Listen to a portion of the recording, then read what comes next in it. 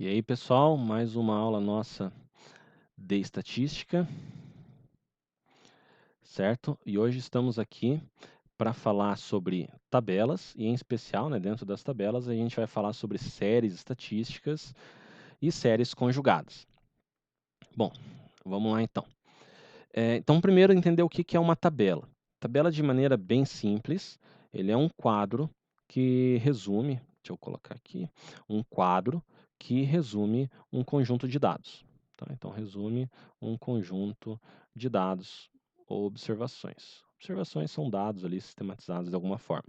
Então, como exemplo aqui, eu trouxe uma tabela nutricional ali, como se fosse um rótulo, né, de algum produto alimentício, e aqui está a tabela. Então aqui ele procura de alguma forma, né, sistematizar valores, observações aqui da quantidade que tem aqui de carboidratos, proteínas, esse tipo de coisa dentro ali do alimento, certo? Então isso é uma tabela, tá? Então a tabela ela tem uma série de partes ali que compõem ela, que é importante que a gente saiba diferenciar o que, que seria cada uma dessas partes, né? Até porque às vezes a gente fala assim, em tal célula ou ali no rodapé e tal da tabela, então é importante a gente já saber, né, quando escuta uma palavra dessa, está bem familiarizado. Então a tabela ela tem o corpo, o cabeçalho, a coluna indicadora, a coluna numérica, as linhas, a casa ou célula, né, as casas ou células, o título e o rodapé. É bem intuitivo, assim, cada uma dessas nomenclaturas. Eu nem vou ficar lendo aqui para vocês tudo que está escrito, mas é importante ter essas definições aqui. Acho que é mais fácil mostrar o que, que seria cada uma dessas partes aqui. Então vamos tentar ver aqui, ó, cada uma delas. Então o corpo da tabela. O corpo aqui está destacado em vermelho, ó, como se fosse a tabela como um todo. Tudo isso aqui é o corpo da tabela, certo? Aqui, ó, dá de ver aqui, acho que de rosa aqui, ó, que eu coloquei, ó, é o título. Então, o título normalmente vem aqui na parte de cima. É importante que o título ele traga o máximo de informações possíveis para que, ao ler o título da tabela, você saiba o que são esses dados que estão aqui, né? O que eles estão me dizendo. Então, aqui nesse exemplo, ó, valor nutricional estimado de pratos tradicionais do estado de Goiás. Então, ele traz o máximo de informação possível, né? É, é, é importante que fique bem claro assim, o que, que é a minha tabela por meio do título dela. Aí a gente tem o cabeçalho. Então, o cabeçalho seria essa parte superior aqui, que vai me dizer o que, que eu tenho de informação em cada uma das minhas colunas. O que, que são as colunas? Primeiro, a gente tem a coluna indicadora. Normalmente, a coluna indicadora é a que está mais à esquerda. A coluna indicadora, ela também vai trazer quais são os dados que eu vou analisar. Então, eu vou relacionar dados do meu cabeçalho com a minha coluna indicadora. Então, veja aqui, ó, que no meu cabeçalho eu tenho umidade, energia, proteína, lipídios, carboidratos. E na minha coluna indicadora eu tenho os alimentos aqui, né? Já que foi o que falou, dos pratos tradicionais de Goiás. Arroz com linguiça, arroz com pequi, biscoito de queijo, enfim, né? Vários pratos. Então, eu sei que para cada prato aqui, eu vou ter essas informações: umidade, energia, proteína, lipídios, etc. Tá?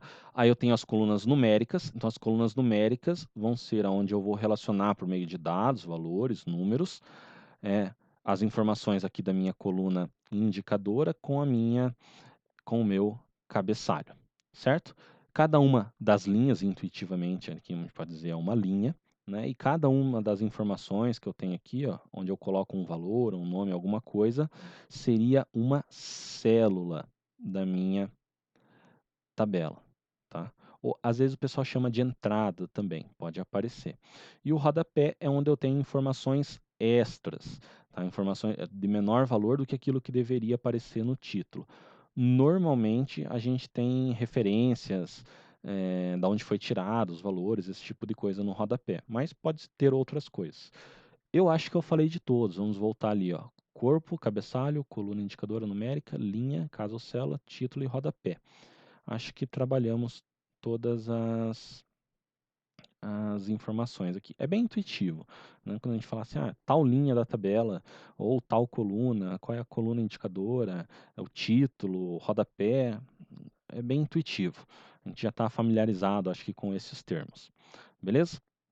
Bom, aí um detalhezinho importante aqui, ó, isso aqui são normas do IBGE, que a gente tem que tomar cuidado quando vai fazer uma tabela. Quando o valor é zero, a gente não coloca zero, a gente coloca um traço. Se o valor for zero mesmo, certo? Quando a gente não tem os dados, 3 pontinhos. Quando temos dúvida na exatidão do valor, é interrogação. Tem uma diferença entre não ter os dados e ter uma dúvida quanto ao valor, certo? E quando o valor é muito pequeno, aí a gente coloca 0,00. Então, o que significa esse 0,00? Significa que pelo menos a unidade é zero e as duas primeiras casas depois da vírgula é zero. Mas isso não quer dizer que, sei lá, na terceira, quarta, quinta, sexta casa eu não tenho algum valor diferente de zero. Se fosse um zero absoluto, zero mesmo, seria o traço. Quando é um valor muito pequeno, só vai aparecer um número ali depois da, sei lá, terceira, quarta, quinta casa decimal, daí eu indico, né, que pelo menos tantos valores são zeros. Beleza? Bom, e o que é uma série estatística? A rigor, às vezes a gente chama séries de tabela mesmo. Por quê? Porque uma série estatística é uma tabela. Só que ela é uma tabela que apresenta distribuição de um conjunto de dados em função de época, local ou espécie. Então vamos entender cada uma dessas aqui. Tempo são as séries históricas, cronológicas ou temporais. Então esse primeiro exemplo aqui, ó, preço do A100 no varejo de São Paulo entre o ano de 89 e 94. Então veja que tem o preço aqui médio, né? Tá em dólar, tá? Do A100. Não sei se não está claro aqui no título se é o valor do quilo ou da peça, mas ele está variando em função do ano, certo? Ó, 89, 90, 91, 92. Por isso que isso aqui seria uma série estatística histórica, ou cronológica, ou temporal. Tá? Ela está variando em função do tempo, né? Ou época. Já o segundo exemplo aqui, ó, duração média dos estudos superiores. Então, a distribuição aqui está entre o que? Países, Itália, Alemanha, França, Holanda, o número de anos aqui de estudo superior, certo? Então, ele seria uma série de espaço. A distribuição está aqui, no caso, uma distribuição espacial, né? Espacial, no caso, países, certo? Séries geográficas, espaciais, territoriais ou de localização.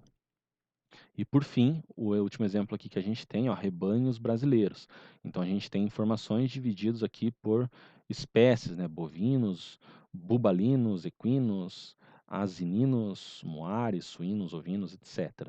Então essa seria uma série por espécie, né? Séries específicas ou categóricas. Beleza?